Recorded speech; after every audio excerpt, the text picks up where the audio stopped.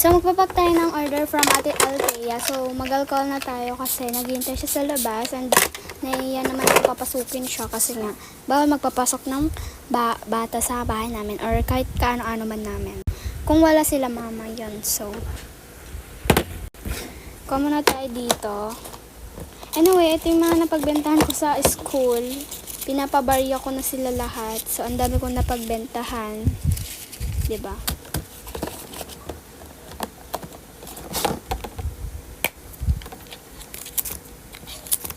So, dalawa lang pala.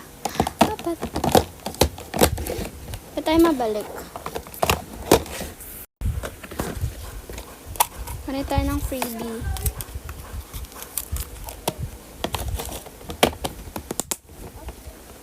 Siyempre mga auntie ko, hindi mawawala yung binili din nyo dito. Naka-sleeve na yon. So, ito sila.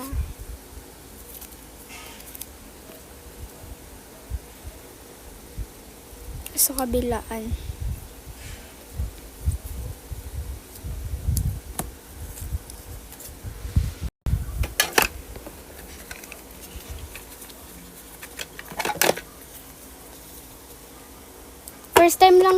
First time ko lang makilala si Ate Althea. Kasi wala talagang nag-name dito sa amin ng Althea. So, ayoko sabihin ng apelido kasi baka i-search nila sa FB tsaka tanungin kung ano yung name ko. So, ayoko talaga be. So, ito lahat guys. So, lagay lang natin siya dito.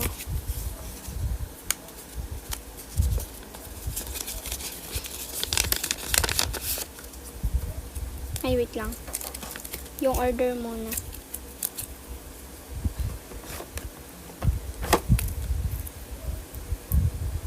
Wait. Well done.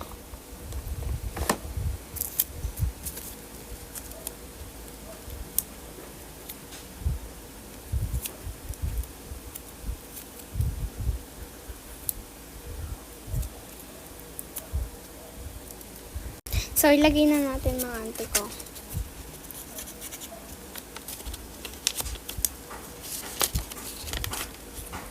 So, ang bali-bayad niya dito mga auntie ko, 60 pesos. Ay, hindi pala 60 pesos. Tag 10 pala yung ko, no. Bali 40 lahat. Kasi 20 yung nandito. 10 yung nakalagay sa isa. Kalimutan ko to ante. Kaya wait ko tayo. Masanay na kayong ganito yung boses ko mga ante kasi may sakit ako today. So, ay wait. Kulang.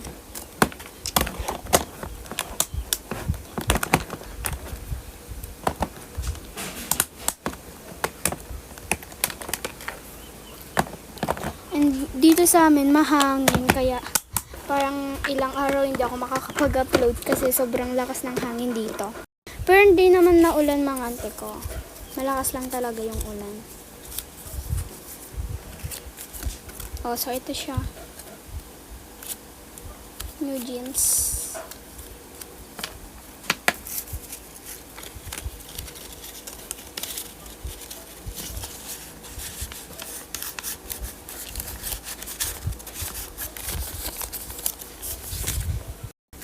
Tagal ko ngayon mag-pack.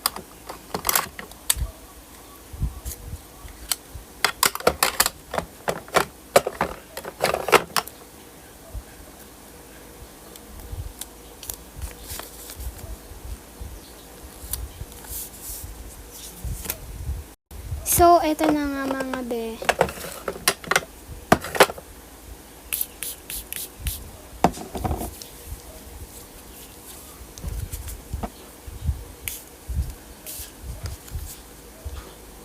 Yun lang.